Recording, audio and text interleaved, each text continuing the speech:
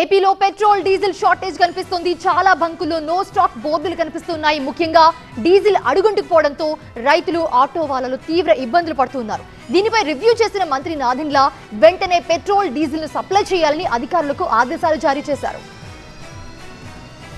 ఓవైపు ఎండలు మాడు పగిలేలా చేస్తున్నాయి, ఇంకోవైపు పెట్రోల్ డీజిల్ షార్టేజ్ తో జనం తీవ్ర ఇబ్బందులు పడుతున్నారు. ఎండల్లో గంటల తరబడి పెట్రోల్ కోసం వేచి చూస్తున్నారు.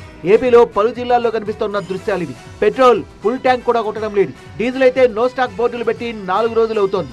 దీనికి కారణం యుద్ధమని అంతా అనుకుంటున్నారు. అయితే వెనుక మరో స్కామ్ జరుగుతోందని జనం అభిప్రాయం. బంకుల యజమానులే కృత్రిమ కొరత సృష్టిస్తున్నారని మండిపడుతున్నారు. దాదాపుగా 3 గంటలు అవుతుంది. మీరు చూస్తే ఉన్నారు, చెమట చూడండి. అంటే బాటిల్కి వేస్తున్నారు కానీ మా లాంటి వాళ్ళకి పెట్రోల్ మా వాహనాలకు ఇవ్వడం లేదు. వేయండి అంటే కన్నా మేము వేస్తాం అంటున్నారు కానీ వేయడం లేదు. బాటిల్కి వేస్తున్నారు. ఎందుకు ఈ రకంగా చేస్తున్నారని అంటే పెట్రోల్ లేదని వాళ్ళు అంటున్నారు. కంపెనీ వాళ్ళు ఏమంటున్నారు, పెట్రోల్ ఉందని వాళ్ళు అంటున్నారు. వీళ్ళు చూస్తే పెట్రోల్ లేదని వీళ్ళు అంటున్నారు. అరే ఇది ముమ్మాటికి ఇది కృత్రిమ కొరతే, ప్రజలు ఇబ్బంది కలిగజేస్తున్నారు.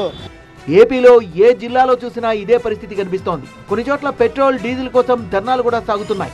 అంబేద్కర్ కోనసీమ జిల్లా కొత్తపేట మారుతి సెంటర్ లో బంకు దగ్గర రైతులు, వాహనదారులు రోడ్డుపై బైఠాయించారు. వెంటనే డీజిల్ కొట్టాలంటూ డిమాండ్ చేశారు.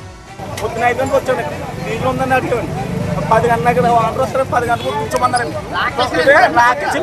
వచ్చే డీజిల్ అయితే బయట వెళ్ళిపోమని రేవసగా మాట్లాడుతున్నారండి.